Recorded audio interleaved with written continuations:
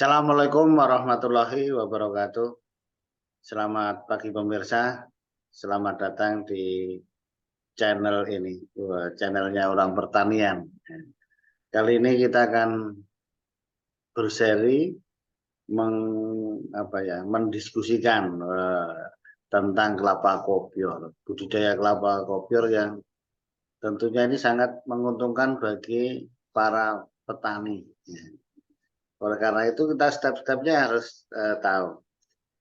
Kemarin-kemarin sudah kita bahas mengenai apa kelapa kopior, kemudian syarat tumbuhnya, kemudian cara memilih bibit kelapa kopior yang unggul.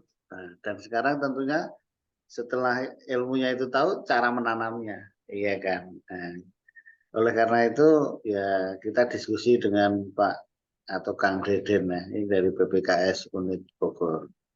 Selamat pagi Kang.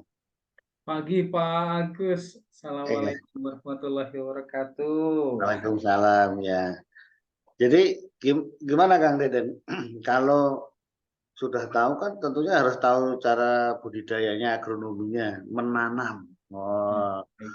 menanam itu yang pertama yang harus tahu kan mengetahui jumlah bibit, ya toh.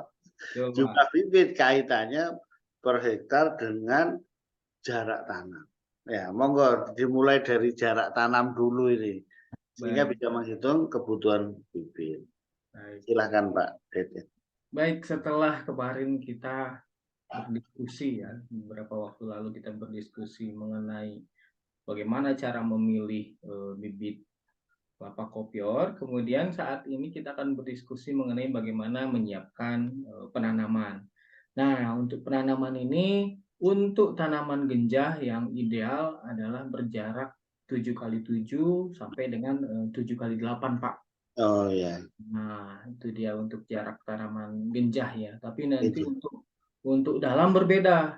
Nah, Hmm. untuk dalam berbeda. Biasanya dalam lebih besar 9 kali 9 sampai 9 kali 12 biasanya gitu. Oh iya. Berarti itu kalau dikonversi kira-kira kalau tipe gajah itu per hektarnya 200 tanaman, Betul, Pak. kalau yang tipe dalam 130-an itu. Betul, betul, Pak. Iya. Berarti kan udah tahu kalau itu kan mau beli bibitnya udah tahu lah. Berarti kalau mau nanam 1 hektar kira-kira untuk beli bibit 200 juta dulu. Ya, Iya kan? Ya, itu betul. apa ya? Biaya yang paling banyak kan di bibit, ya. Betul. Iya. Nah, terus kalau sudah tahu populasinya, jumlahnya, eh, cara nanamnya itu kalau di kelapa sawit kan ada mata lima itu Pak Deden, Kang Deden, Betul. ya kan. Kalau Betul. ini gimana? Bisa segi 4, yang penting apa itu 7 kali 7 gitu bisa kah? Nah, Pak, untuk di kelapa kopior, segi empat ini tidak menjadi permasalahan, Pak. Yang terpenting adalah kita memaksimalkan apa namanya penyinaran. Jadi Oh, sebaiknya penyinaran itu maksimal. Nah, itu mengarah ke mana nih? Seandainya dia kita buat 7 kali 7 kan berarti persegi ya, persegi. iya. Nah, itu mengarah ke mana matahari harus maksimal. Oh, Betul. Nah, secara konsep sebetulnya kalau dibuat seperti mata lima pun tidak menjadi permasalahan karena secara konsep mata lima itu juga dirancang untuk bagaimana penyinaran bisa terjadi atau misalkan diterima tanaman secara maksimal. iya Itu, Pak. betul. Iya, iya. Betul. Udah selesai sistem penanamannya kan. Nah, boleh segi 4, mata 5 juga oke. Nah, sekarang kan pada teknis nanamnya. Nah, itu lubang tanamnya gimana Pak Deden? Ukuran lubang Nah, tanam. ukuran lubang tanam standar, Pak. Standar ukuran lubang tanam standar 60 kali 60 kali 60 cm. Hmm, Tapi yang hmm. paling ideal adalah biasanya satu meter kali 1 meter kali 1 meter. Iya, Seperti itu, kan Pak. biayanya tambah besar tapi ya. Gitu. Berarti tadi ya 60 60 60 kalau bisa Nah, lebih besar Pak, lebih Pak bagus. Agus, yang paling penting begini, pemirsa di rumah dan di seluruh tanah air, pada saat membuat lubang tanam itu sebaiknya kita pisahkan Nah, antara mana yang topsoil dan mana hmm, yang subsoil. Nah, hmm. ini kita pisahkan nih nanti Ya. pada saat membuat lubang tanam 60 kali 60 kali 60. Campuran yang subsoil di sebelah kanan, misal. Nah, Yang subsoil sebelah kanan, yang subsoil sebelah kiri. Nah, ini nanti setelah kita membuat lubang tanam tersebut, kita biarkan dulu Pak Agus. Teraerasi Pak Agus. iya, Nah, iya. teraerasi maksimal setidaknya 2 minggu lah sebelum penanaman nanti seperti itu. 2 minggu ya. Iya Ya. Pak Agus. Ini Nah, kami pernah tanya Pak Deden, petani di Jambi pernah saya tanya, nanam sukses bagus itu tadi lubang tanamnya betul. Dia lebih lebar dari satu itu tadi dengan menggunakan alat berat beko. oh beko ya Pak. Wah, jadi lebih lebar dan diisi tadi sebelum saya tanyakan ini sebenarnya pakai bahan organik, pupuk Ya betul. kandang. Nah tadi Betul. yang berapa 2 minggu tadi ya. Iya. Nah itu terus menggunakan pupuk dasar kan Iya. gitu. Betul betul Pak Jadi Agus. betul tadi prinsipnya semakin lebar semakin subur karena itu ini pernah terjadi. Ya kalau standarnya sih 60-60 gitu ya. Betul, Pak Nah, Agus. itu setelah itu ya, setelah dibikin lubang, selanjutnya dikasih pupuk apa itu, Pak Deden? Nah, yang penting Pak Agus di sini kita gunakan pupuk kompos. Nah, pupuk Kompos. organik. Ya, bisa kohe, bisa pupuk kompos daun-daunan, monggo. Yang mudah dijangkau oleh Bapak Ibu sekalian, yang paling dekat diperoleh. Nah, Nah, kalau itu ada, apa? Yang penting sudah matang kan, jangan yang masih. iya, itu kalau itu jelas itu. Kalau nanti juga masih panas yang itu belum terbentuk. Nah, Sudah nanti matang. responnya justru kalau panas balik ke tanamannya. Tanaman Iya. itu jadi justru ada respon terbakar nanti karena prosesnya belum sempurna kan. Satu lubang berapa apa itu, Pak? Berapa kilo, berapa Iya, karung baik. itu?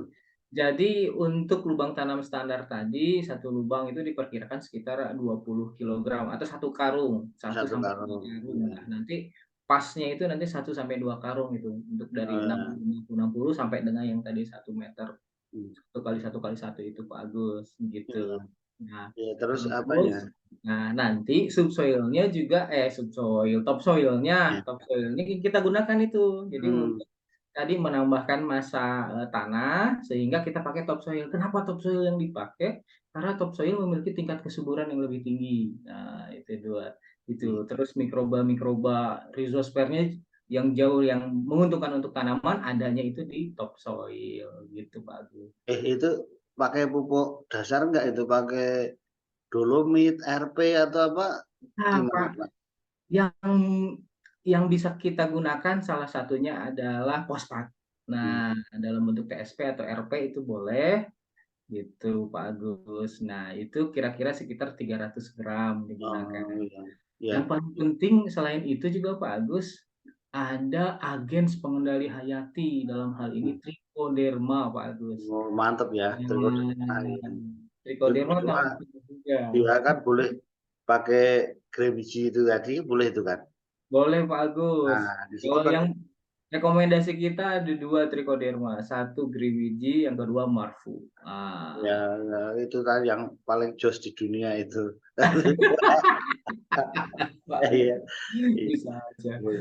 Nah, jadi Ini kan nanti kesimpulannya gini ya Pak Deden ya, saya perhatikan mirip dengan kelapa sawit ya, cara nanamnya itu mirip. Iya. Pak Jadi kan Agus.